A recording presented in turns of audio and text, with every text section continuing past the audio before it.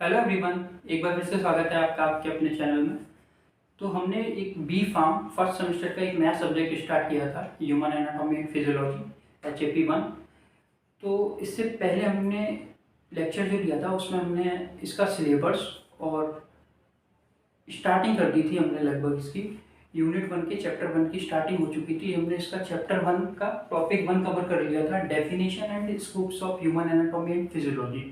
आज हमारा है लेक्चर नंबर 2 और इसमें हम बात करेंगे यूनिट 1 के चैप्टर 1 के टॉपिक 2 की, level of structural organisation and body systems के बारे में।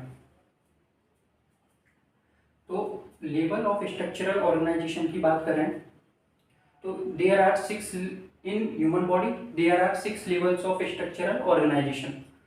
First chemical level, second cellular level, third tissue level, fourth organ level, fifth organ system level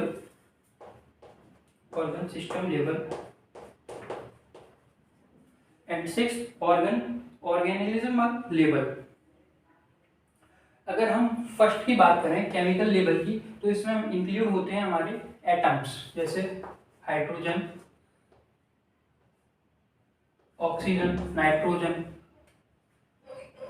carbon, ये सारे एटम्स। और जब हमारा एटम प्लस एटम, जब एटम और एटम आपस में जुड़ते हैं तो बनता है मॉलिक्यूल।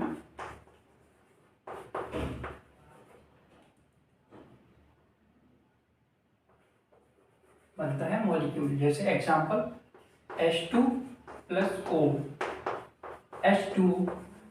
और जो एटम है हमारा वो स्मॉलेस्ट यूनिट है मैटर की। They are involved in chemical reactions, ये हमारी केमिकल रिएक्शंस में इन्वॉल्व होते हैं। Second one is cellular level. Cellular level की बात करें तो आपको पता है जब एक मॉलिक्यूल और केमिकल आपस में जुड़ते हैं, जब कोई केमिकल और मॉलिक्यूल आपस में जुड़ते हैं तो एक सेल का फॉर्मेशन होता है। और आपको पता है cell is the basic structural and functional unit of organism या लाइफ बोल सकते हैं। थर्ड टिश्यू लेवल, जब बहुत सारे सेल्स आपस में जुड़ते हैं तो एक टिश्यू का फॉर्मेशन होता है। ये आपने 9th 10th 11th 12th से आप पढ़ते हुए आ रहे हैं। जब बहुत सारे सेल्स आपस में जुड़ते हैं तो एक टिश्यू का फॉर्मेशन होता है। फोर्थ है ऑर्गन लेवल, जब बहुत सारे सेम टाइप के टिश्यू सेम फंक्शन परफॉर्म करते हैं, जो वो आपस में जुड़ते हैं तो एक ऑर्गन फॉर्म होता है। और जब बहुत सारे ऑर्गन आपस में जुड़ते हैं तो एक ऑर्गन सिस्टम फॉर्म होता है। Organ system digestive system, circulatory system, excretory system, ये सारे सिस्टम्स। और ऑर्गेनिज्मल लेवल की बात करें तो जब एक ऑर्गेनिज्म फॉर्म होता है कंप्लीट, जब उसके अंदर वो सारे सिस्टम्स, सारे बॉडी सिस्टम्स एक साथ वर्क करते हैं, उसे बोलते हैं ऑर्गेनिज्मल लेवल। जैसे कि हमारे ऐसा तो नहीं ना जब हार्ट वर्क कर रहा है तो डाइजेस्टिव सिस्टम अपना काम करना बंद कर दे, ऐसा नहीं होता ना। सारे फंक्शंस, सारे बॉडी सिस्टम्स अपना काम करते हैं। आप खाना भी खा रहे हैं, आपका ब्लड भी सर्कुलेट हो रहा है बॉडी में, एक्सक्रीशन भी हो रहा है, सब कुछ हो रहा है। ये होता है ऑर्गेनिज्मल लेवल। अब बात करें बॉडी सिस्टम्स की, तो कुछ 11 बॉडी सिस्टम्स होते हैं ह्यूमन बॉडी में। फर्स्ट है हमारा इंटीग्यूमेंट्री सिस्टम। ये आपका स्किन का है, आपको पता है स्किन, इसके कंपोनेंट्स क्या क्या होंगे इंटीग्यूमेंट्री सिस्टम के।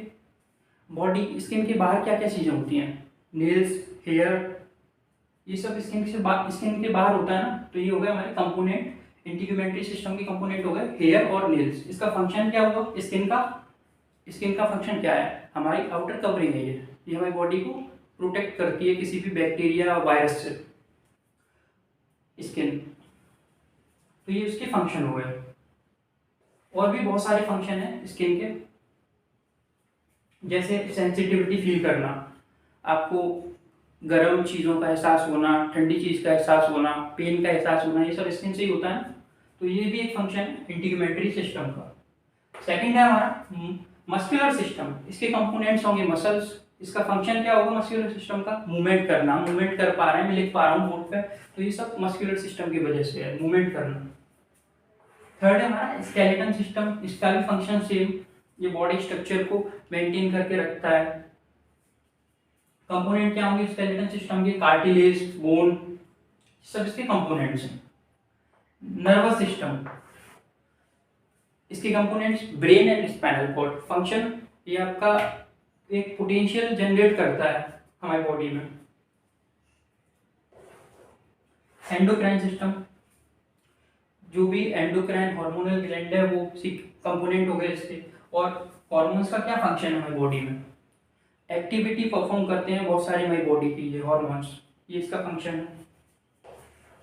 कार्डियोवैस्कुलर सिस्टम, कार्डियोवैस्कुलर सिस्टम मतलब यानी कि हार्ट। हार्ट का काम क्या है हमारी बॉडी में? ब्लड को पंप करना। हार्ट का काम है ब्लड को पंप करना हमारी बॉडी में, और सारे ऑर्गन्स तक ब्लड को पहुंचाना। ऑक्सीजन को ब्लड के थ्रू पहुंचता है, ऑक्सीजन एंड न्यूट्रिएंट्स सारे बॉडी पार्ट्स में। Lymphatic system, immunity system, immune system, immune system का काम क्या है? ये हमारे शरीर की immunity, B lymphocyte, T lymphocyte हमें बीमारियों से बचाते हैं। रेस्पिरेटरी सिस्टम, इसके कंपोनेंट्स क्या होंगे? लंग्स, लंग्स होंगे ना रेस्पिरेटरी सिस्टम के। डाइजेस्टिव सिस्टम, रेस्पिरेटरी सिस्टम का फंक्शन क्या है? फंक्शन क्या है इसका रेस्पिरेटरी सिस्टम का? ट्रांसपोर्ट करता है CO2 और ऑक्सीजन का। डाइजेस्टिव सिस्टम का फंक्शन क्या है? वो इसके कंपोनेंट क्या है डाइजेस्टिव सिस्टम की?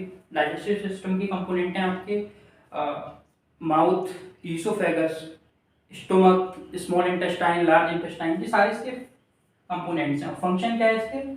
कि ये हमारे फिजिकली और केमिकली ब्रेक डाउन करता है फूड का। फूड को फिजिकली और केमिकली ब्रेक डाउन करता है, और फूड में से न्यूट्रिएंट्स भी एब्जॉर्ब करता है। तो ये सारे इसके फंक्शंस हैं। यूरिनरी सिस्टम, ये आपको पता है urinary system. Reproductive system, reproductive system का काम क्या है? रिप्रोडक्शन करना। इसके कंपोनेंट्स क्या होंगे रिप्रोडक्टिव सिस्टम के? In male testis and in female ovaries. तो ये सारे कुछ कंपोनेंट्स हैं, आपको रटना कुछ नहीं है, सब आपकी बॉडी से रिलेटेड है, यहाँ पे आपको रटना कुछ नहीं है। आप एक बार अपनी बॉडी के बारे में भी सोच लेंगे कि हमारे पास क्या क्या है, तब भी आप इजीली लिख पाएंगे, क्योंकि इसमें कुछ ऐसा है नहीं जो आपके पास नहीं है, सब कुछ आपके पास है। आपको बस सोचना है एक बार कि हमारी बॉडी में कौन कौन से ऑर्गन्स प्रेजेंट हैं, तो आप सारा कुछ लिख पाएंगे। आपको रटना नहीं है कुछ भी, यहाँ पे सब कुछ सरल है, बिल्कुल कुछ नहीं रटना।